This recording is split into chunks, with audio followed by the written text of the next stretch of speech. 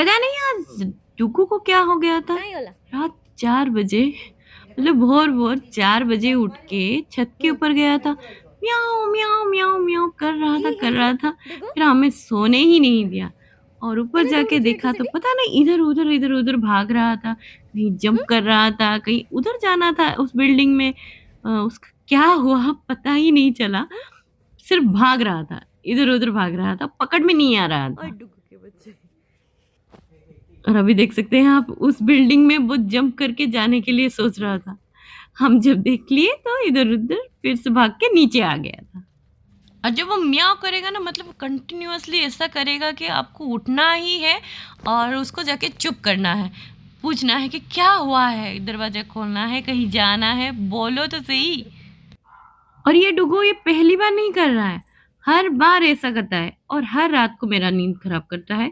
इतना बदमाश है, मतलब रात के 3 बजे, 2 बजे म्याऊँ म्याऊँ करके छत के ऊपर चला जाएगा, नहीं तो सीढ़ी के पास म्याऊँ म्याऊँ करता रहेगा, मेरी ही नींद टूटती है। इसलिए आज तक मेरा नींद कभी पूरा नहीं होता। फिर छत के ऊपर बहुत ढूँढने के बाद हमें जब वो नहीं मिला, तो हम नीचे आ गए थे। तो नीचे आके देखा तो नीचे घर पे भी नहीं है और कहीं और गया है। शायद उसे कहीं जाना था, इसीलिए वो इधर-उधर भाग रहा था और जब देखा कि हम सब जाग गए हैं, फिर वो अपने लक्ष्य की ओर चला।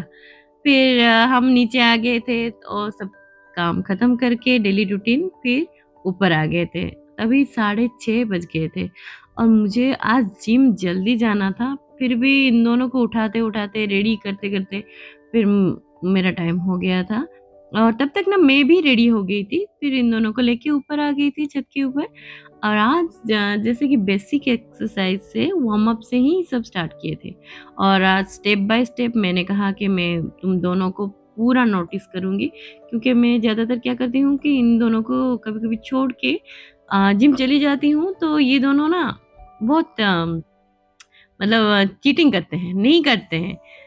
इसलिए मैंने कहा आज तुम दोनों को मैं देखूँगी स्टेप बाय स्टेप कैसे करते हो, कौन-सा रॉन्ग कर रहे हो, कौन-सा राइट कर रहे हो, सब कुछ देख के आज तुमसे करवाऊँगी। और जिमी बहुत चिड़चिड़ हो जा रहा था कि मतलब नहीं इस तरह से नहीं करना, वो मतलब जैसे-तैसे करके उसको एक्सरसाइज करना है। पर मैं छोड़ने वाली नहीं हूँ, मैं पूरी परफेक्टली उसको एक्सरसाइज करवाती हूँ, जो कि राइट पोस्चर है वो करना है।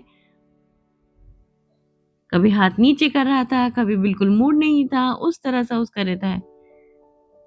तो उसका ये हैबिट ना मुझे पूरी तरह से चेंज करना है, मतलब जब भी सुबह उठो एक्टिव रहो। फिर अभी आप देख सकते हैं ये दोनों एक्सरसाइज करते-करते उसका हाथ लग गया ना, तो जिम्मी रोने लग गया। तो मैंने कहा दोनों साइड हो जाओ, थोड़ा-सा डिस्टेंस रखोगे तो फिर हाथ नहीं लगेगा। फिर उसमें भी उसको दिक्कत है। नहीं करना, यहाँ पे नहीं रहना, मेरा हाथ दर्द हो गया। ये बहाने मेरे पास नहीं चलेगा। चुपचाप से करो जितना मैं करवाती हूँ। एक तो मेरा लेट हो रहा है, ऊपर से तुम दोनों को करवा रही हूँ, फिर भी नखरे मतलब बहुत है ज़्यादा। और फिर मैंने आधे घंटे तक इन दोनों को एक्सरसाइज करवाया और ये कुछ एक्सरसाइज आप जो मैं रोज़ करवाती हूँ, आप यहाँ पे देख सकते हैं। आप अगर पूरी तरह से अच्छे से करते हैं, तो आपको लगभग हाफ एन आवर तो ज़रूर लगेगा। और स्पीड में करते हैं तो आराम से 10 मिनट्स के अंदर ही कंप्लीट हो जाते हैं। पर धीरे-धीरे आपको करना है, करने से 20 टू 25 मिनट लगेगा, पर इट्स ओके, नो प्रॉब्लम। शुरुआत अच्छी हो तो पूरा दिन अच्छा रहता है। ये फुल बॉडी वार्म अप रहता है। इसको करने के बाद बाकी की जो एक्सरसाइज मैं उनसे करवाती हूँ, क्योंकि इन दोनों को मैं इस तरह से वार्म अप करने के बाद फिर जिम के लिए चली जाती हूँ, जैसे कि छुट्टी दिनों में। और नहीं तो दूसरे दिनों में क्या होता है कि सुबह उठ के इनको कराना पड़ता है, उसके बाद मैं फिर ब्रेकफ़ास्ट और लंच बनाती हूँ और फिर इन दोनों को स्कूल भेजने के बाद ही मैं जिम जाती हूँ। और छुट्टी के दिन में क्या होता है कि मैं खुद रहती हूँ, ये दोनों भी छुट्टी रहते हैं इन दोनों का स्कूल, तो इसलिए मैं इन दोनों को ज़रूर करवाती हूँ और उसके बाद ही फिर मैं जिम जाती हूँ। नहीं तो अगर उन दोनों को ढीला छोड़ तो वो दोनों जाके ना सो जाएँगे क्योंकि छुट्टी का दिन है, इनको बहाने मिल जाएँगे, स्कूल नहीं है, तो हम सो जाते हैं।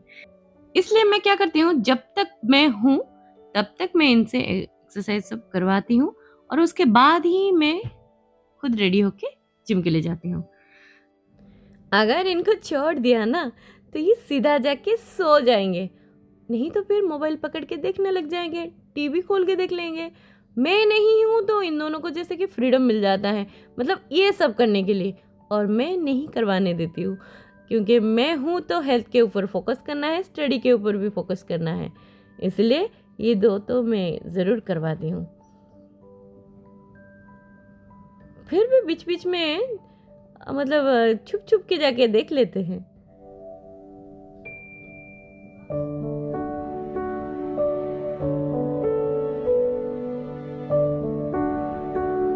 और आप जितना हो सके उनको बेंड होना सिखाना है, नीचे बैठना सिखाना है, और हिप मसल्स को ना जितना हो सके उसको फ्लेक्सिबल करना है।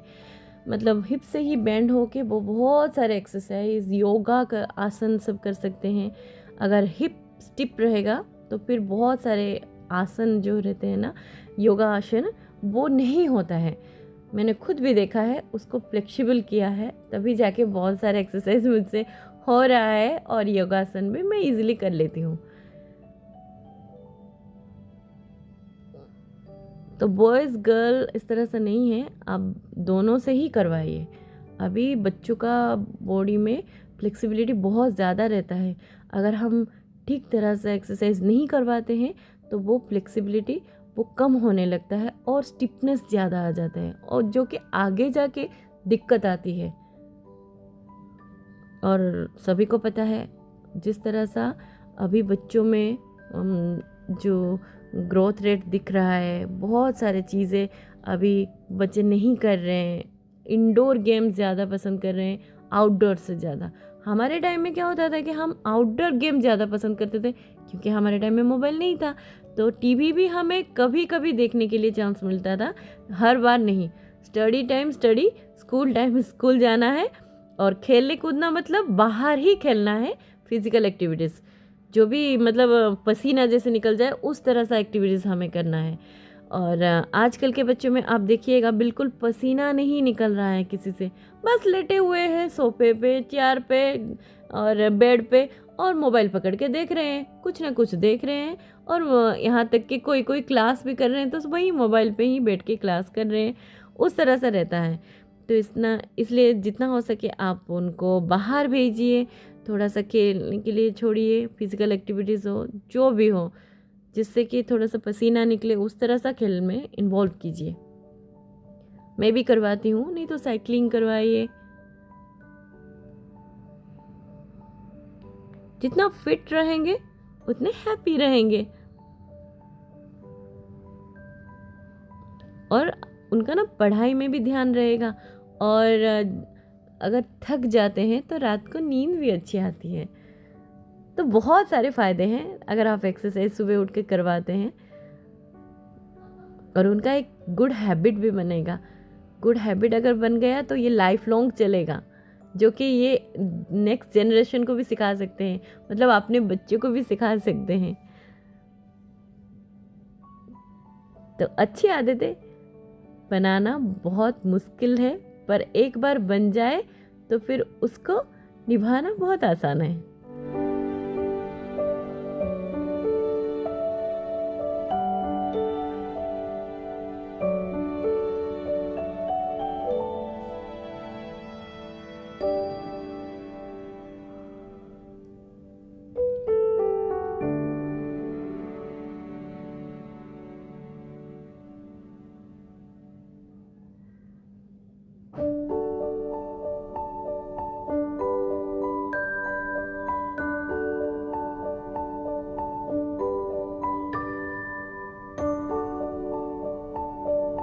अभी जैसे देखिए मैं कर रही हूँ, ये दोनों बैठे हैं, मैं बोल रही थी, फिर जाके थोड़ा सा गुस्सा किया, तब जाके करने लगे।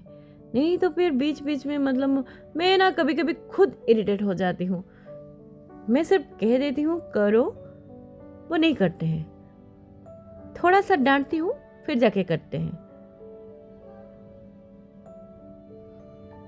और ये हनुमान दंड है, बच्चों को ज़रूर लगाना है हनुमान दंड। अगर आप ये 10 टाइम्स भी लगा देते हैं ना तो फिर ये बहुत ज़्यादा फ़ायदे देता है।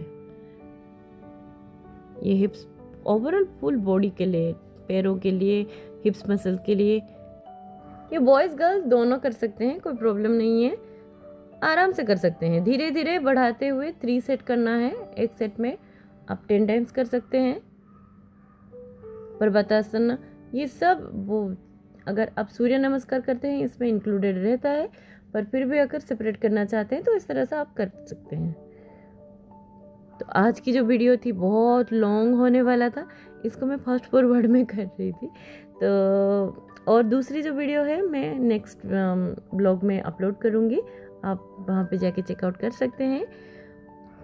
तो आज की जो वीडियो थी यहीं तक थी, और इसके बाद फिर इन दोनों को मैं कहा कि तुम दोनों यहाँ पे जो बाकी के एब्स के एक्सरसाइज है, फ्लर एक्सरसाइज है, वो सब तुम कर लेना, फिर हाफ एन आवर बाद घर को आना।